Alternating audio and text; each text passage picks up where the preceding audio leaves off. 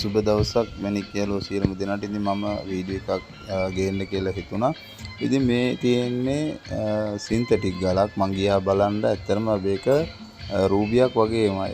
එතකොට ක්‍රෝමියම් පෙන්නනවා, specific gravity එක හරියටම හරි. එතකොට ඩයමන්ඩ් ටෙස්ටරෙත් වදිනවා හොඳට. නමුත් මේක කියන්නේ සින්තටික්. එතකොට හිතා ගන්නකො මේ වගේ දේවල් වලට සාමාන්‍යයෙන් කියන්නේ සාමාන්‍යයෙන් දැනීමක් තියෙන කියන කියොත් එහෙම මේක අනිවාර්යෙන් මිලදී ගන්නවා මේක හොඳ ගලක් කියලා. ඒක මම මේක වීඩියෝ එකක් දාන්න කියලාම හිතුනේ. මේක සම්පූර්ණම මේ ජෙම් එකක් වගේමයි. ඒ කියන්නේ ජෙම් එකේ ඒ තියෙන හැම දෙයක්ම තියෙනවා. නමුත් අර ඒකෙදි ප්‍රශ්නේ තියෙන්නේ අර ටෝච් එක ගාවම ඇතුළ ෆුල් ක්ලීන් එළියට සම්පූර්ණ විහිදලා පාට වදිනවා. ඒකෙන් තමයි මේ අඳුනගත්තේ සින්තටික් කියලා. නැත්තම් මේ අර නෝමල් රූබියක් වගේමයි. ආයේ රූබියක්ම තමයි ඕන කෙනෙක් රැවටෙනවා. එතකොට මේ තියෙන්නේ බලන්න යෙලෝ සෆා එකක් වගේ. නමුත් මේක යෙලෝ සෆා එකක් නෙමෙයි. එතකොට අපිට ඒ කියන්නේ බලපුවාම සාමාන්‍යයෙන් පේනවා නිකන් අර යෙලෝ එකක් වගේ කියලා. නමුත් මේක යෙලෝ නෙමෙයි. ඉතින් මේ වගේ ගල් හම්බුනහම අර සමහරක් විට දැන් මට ෆෝන් එකෙන් දැම්මහම පේන්නේ නිකන් අර ඒ පාට ගතිය. දැන් මේකේ තියෙන්නේ මේ මඩ ගතියත් එක්කලා තමයි කහ ගතිය රැඳිලා තියෙන්නේ. එතකොට හොඳට බලන්න ඕනේ කොහොමද කියලා. ඒක මේක නිකන් මේ පේන විදිහ කියන්නේ ටොපෑස් එකක් වගේ තමයි. නමුත් දැන් අර පේන ඔයාලටත් පේනවා ඇති හොඳට කහ ගතිය සාමාන්‍ය කහ ගතියක් දෙනවා.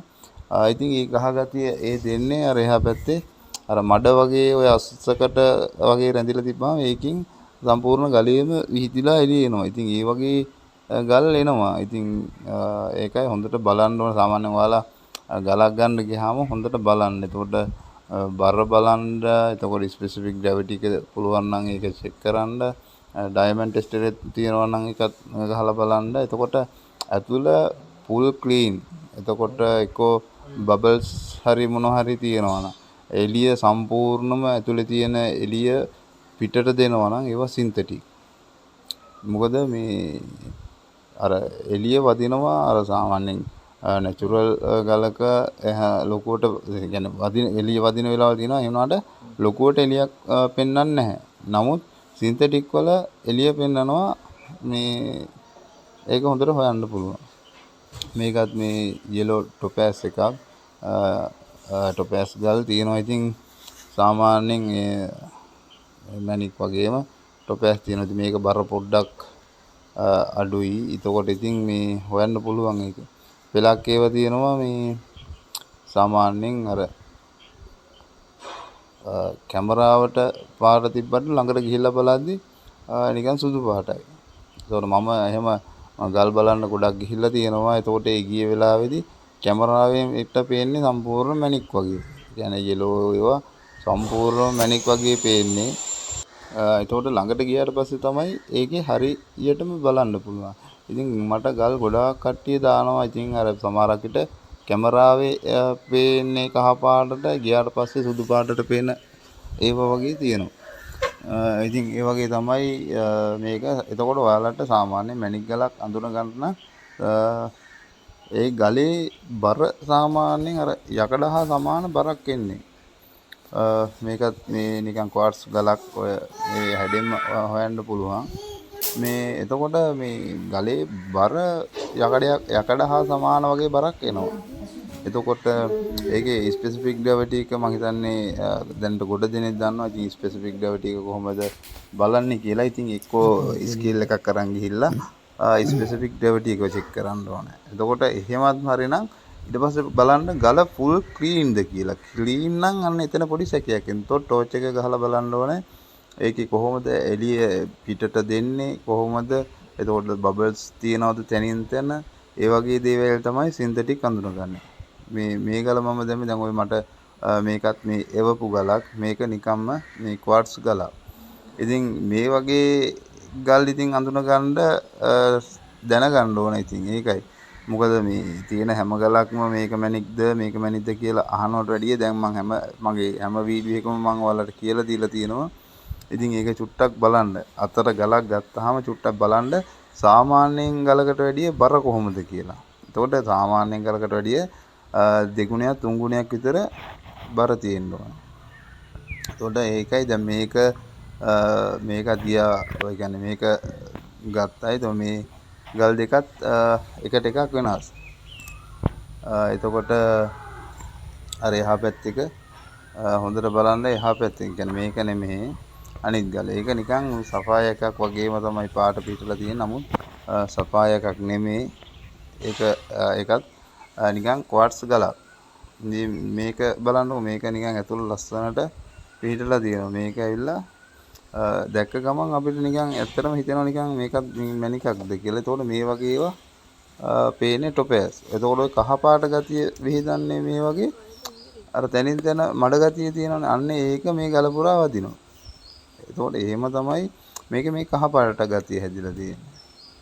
පේනවනේ ඔයාලට තනින් තන අර මඩ අස්සට මඩ ගියපු ඒවා ඒක එහෙමම තිබිලා තමයි මේ කහ පාට ගතියක් ඇති වෙලා තියෙන්නේ. නැත්තම් ගල මේ සුදු ගලක්. එතකොට ඒවා පොඩ්ඩක් ඔයාලා ඒ කියන්නේ ගලක් අතර ගත්තට පස්සේ සාමාන්‍යයෙන් අඳුනගද්දි ඒ දේවල් අනිවාර්යෙන් බලන්න. එතකොට මේකේ කොහොමද මේ පාට තියෙනවද නැත්නම් මේකේ ඇවිල්ලා මඩ තියෙන හින්දාද මේ කහ පාට. එතකොට පෙලක් ඒවා තියෙනවා ගලක් ගත්තාම ඇතුළ නිකන් අර මේ අලු පිපිල වගේ සුදු පාටට තියෙනවා. ඒ කියන්නේ ගල වතුරේ තිබ්බහම පුල් ක්ලීන් ලස්සනයි. නමුත් උඩට ගත්තාම අලු පිපිලා. ඊට පස්සේ මම ඔයාලට දැන් මේක ඇවිල්ලා ගෙවුඩ. මේක ගෙවුඩ කට්ටයක්. ඔයාලට පේනවා ඇති. ඉතින් මේ වගේ දේවල් වලින් ඉතින් මේ වැඩක් නැහැ පිච්චුවට වැඩක් නැහැ. මේක තද මේ ට්‍රාන්ස්ක්‍රෝෂන් ගතිය එන්නේ පිච්චුවාම. ඉතින් මේකේ නමුත් පොඩි කෑලි දෙක තුනක් නම් කපලා පිච්චු පාට එන තත්ත්වයක් තියෙනවා. නමුත් ඉතින් මේ වගේ ගල් බලන්න ඕනේ කොහොමද කියලා. මොකද මේක පේනවනේ අර රෆ් ගතිය වැඩි. එතකොට මේ දැන් තමාරකට මේ වගේ ගල් එන මිලක් කියනවා. මේ ඒතකොට ලොකු මිලක් මේවා යන්නේ නැහැ. දේවාලා ගලක් බලනවා නම් අනිවාර්යෙන් මේ වගේ දේවල් පුච්චන්න කියලා හිතාගෙන ලොකු මිලක් දීලා ගන්න එපා. තේරුමක් නැහැ. මේ ගල දැන් මම ඔයාලට බලන්න හොඳට නිකන් අර ග්‍රීන් සර්කල් වගේ පේන්නේ. නමුත් මේක ඇවිල්ලා වීදුරු කෑල්ල. එතකොට පේනවනේ සම්පූර්ණ ගලම එක හා සමාන එකම පාටක් එන්නේ. සම්පූර්ණ ෆුල් ක්ලීන්. ඉතින් මේ වගේ දේවල් පෙලක් ඒවා මට මේකත් මට එවපු එකක්. එතකොට මේක අඳුන ගන්න මොකද මේ වගේ හිටින්නේ මේ මැණික් ගල් වල. ඔය හැමතැනම එකම විදිහට එකම පාටට වගේ හිටින්නේ නැහැ. ඉතින් මේක අර මේ අර ගඟවල් වල අර මේ දොළවල් වල රවුම් වෙලා හැදිලා එන වීදුරු කැල්ල තමයි මේ තියෙන්නේ. සමහරක් විට එයාලා අපිට පෙන්වන්නේ කියන්නේ සර්කන් වගේ මේ ග්‍රීන් සර්කන් වගේ කියලා හිතනවා වෙන්නේ නැති. ඒ හින්දා ඊට පස්සේ තව මට මේම එකක් වෙලා තියෙනවා. එතකොට මේක ඇවිල්ලා මේ පලිඟුවක්. අලු පලිඟු කියන්නේ. එතකොට මේකේ එක පැත්තක් අලු පාටට හිටිනවා. එතකොට තද රතු පාට වගේ හිටිනවා. ඒ වගේ හිටින වෙලාවල් තියෙනවා. ඉතින් මෙතර මේ කියන්නේ පට්ටම් පිටලා හිටිනවා. ඉතින් ඒ වගේ හැම දෙයක්ම තියෙනවා. එතකොට නමුත් මේකේ මේ තේරෙනවා ගත්තාම දැක්කාම හොඳට පලිඟු කියලා. මොකද පැති හතරයි තියෙන්නේ. එක පැත්තක් හැදිලා තියෙනවා.